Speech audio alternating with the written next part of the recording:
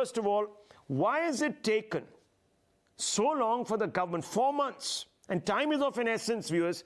We're already seeing states impose curbs. Are we waiting for another lockdown? Disruption economically? Or should we be proactive? Inject people.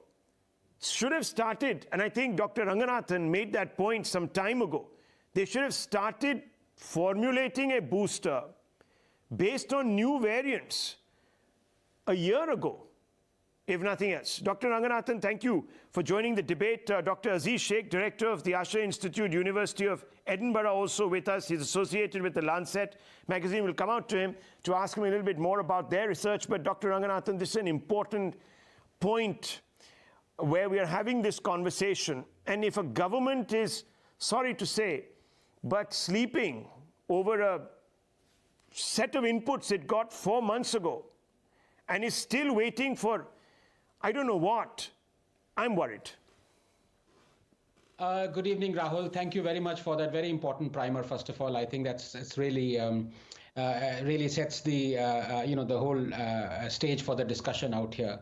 But I have to say this, we are all in this together. So there are 3 points I'd like to make very briefly here. Number one, we have to think first and foremost, Rahul, of those who haven't been administered even the first dose. Sure. And they're 10% of the target population. And the second dose, 40% of the target population still left. So we can think of the booster after we've at least given good protection to those who don't even have the kind of protection we have, even though, as the Lancet study and other studies show, it is severely diminished against Omicron, or the Lancet did not show against Omicron, but against, as time progresses. And I speak as someone, Rahul, with comorbidity now, a segment that is being preferentially given booster doses abroad. In a situation where the government is the sole administrator of the vaccine, unfortunately, you can say that. Like, I cannot go to a chemist shop and buy a vaccine. In that situation, a booster is a luxury when hundreds of millions aren't even protected with a single dose. As an analogy, पहले high design का bag ले लो, Louis Vuitton का बाद में सोचना, or better, this will hit home. Offer Desi Tharra first before you offer Johnny Walker. Point number 2, Rahul. Immunologist Professor Gobardhan Das makes a very valid point in a recent Outlook article.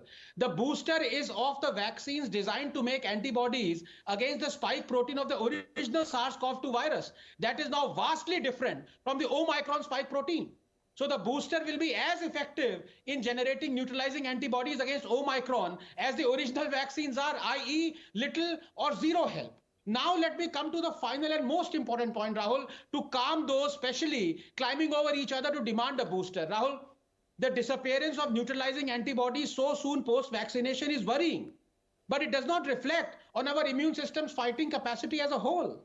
This is because protection against any disease or infection is elicited through two main pathways: the neutralizing antibodies that are produced by the B cells, and second, an army of T cells. Now, these T cells give a longer lasting immunity. They are either killer T cells or CD8 plus T cells that actively search and destroy virus infected cells, or helper T cells or CD4 plus T cells that stimulate production of antibodies and killer T cells. Important to remember that T cells do not prevent infection, as they come in only after the virus is infected and settled, but they are crucial in fighting the infection. So even if neutralizing antibodies are lost, we still have the T cell driven immunity. Worryingly, a frequent booster may actually trigger a phenomena called immune energy that results in tolerance and reduction in immune response in the face of large amount of antigen provided too soon. Rahul, just 30 seconds, very important. How do we test for robustness of our T-cell immunity? Two methods, and both are laborious and very expensive. Next-gen sequencing to identify T-cell receptors, or tetramer technology involving flow cytometry. No one in India is doing it. And so vaccine effectiveness is unfortunately being judged only by neutralizing antibody response. So my advice, trust your body's immune system and think of those who haven't had even first dose yet. Well, look, Dr. Ranganathan, the media must point these things out simply because we're not responsible for the fact that a large number of us haven't had a double dose. It's actually the government. Since it decided to procure vaccines through states earlier, botched up the entire process, delayed the rollout, or stifled it significantly before changing tack and then importing the vaccines. So if you're going to now miss the December, and it looks as if we are going to miss the December deadline for fully vaccinated 60% or what have you of the population, it comes down to the government's inability to first provide the vaccines, timeliness in time, and secondly, to get people to get inoculated. Secondly, most importantly, I would just look at the United Kingdom, where you had a significant number of the population exposed to the virus in the first wave. They had it worse than perhaps large parts of our country, and therefore they had a significant bunch of people who were already exposed and therefore should have had antibodies, and they did.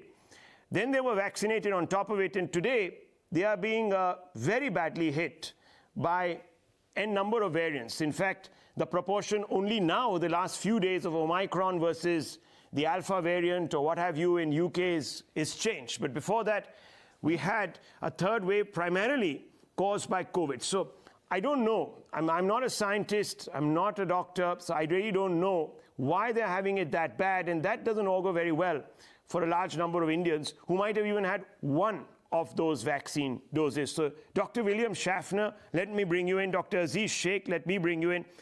Dr. Schaffner, MD of Professor of Preventive Medicine Department. Dr. Ranganathan, he seems to be doubting the theory that, even after immunity wanes that is provided by a vaccine, your intrinsic immunity may not be up to the mark, especially in the face-off against Omicron. Very quickly, 2 points, Rahul. We can discuss the science and the politics of vaccination till the cows come home, to be honest. But, I go by what in chemistry we call the rate-determining step. Now, the rate-determining step out here is the government that is the sole arbiter, decider of giving the vaccine. I cannot, as I said, I cannot go to a chemist and take a vaccine, buy a vaccine and take it. I cannot, I only am restricted by going only to the government. So it is almost like if I can, use, as rather macabre, but Sophie's choice. Now, if I give you the Sophie's choice between 3 people, one who hasn't even got the first dose, the second one who hasn't got the second dose, and the third one who's got 2 doses. Now, which would, if you are the government, to whom would you give the vaccine? To the first person who hasn't got any dose, to the second who has got at least 1 dose, or to the third who's got both doses and is waiting for the booster? It's a simple question to you, Rahul. Sorry to put you in the spot. No, I'll tell you, if that were the case, we should have waited for everyone to get at least 1 dose. After that, we should have begun the process of a second dose. Yes. But we didn't do that. So we began the second dose quite quickly. Now, 1 second. Thirdly, there is a lot of vaccine wastage that is taking place across the board. I've got the statistics. Some states are off the charts right now. And I'm sure that instead of tossing those vaccines into the garbage can, we can put them to some use, especially amongst people such as you, Dr. Ranganathan, who have suffered what, now, of course, would be termed as the word for it is, I suppose you use the word, and I don't like to, pronounce comorbidity is the word that is used, and, I don't want to inflict that upon anybody, but, generally speaking, I would have thought that perhaps those that are suffering these comorbidities could perhaps be avail benefits of vaccines which are going to be tossed into the garbage can. That's what I think should be done. It might be a practical way of looking for. I'm not saying that you have a universal third dose policy. Maybe you can start incrementally. Perhaps that could be something that could be thought about. But my worry is really, I wish the government had said, look, yes, we are looking at a third dose, but not till X time. After that, yes. We don't have any clarity from the government. So I don't even know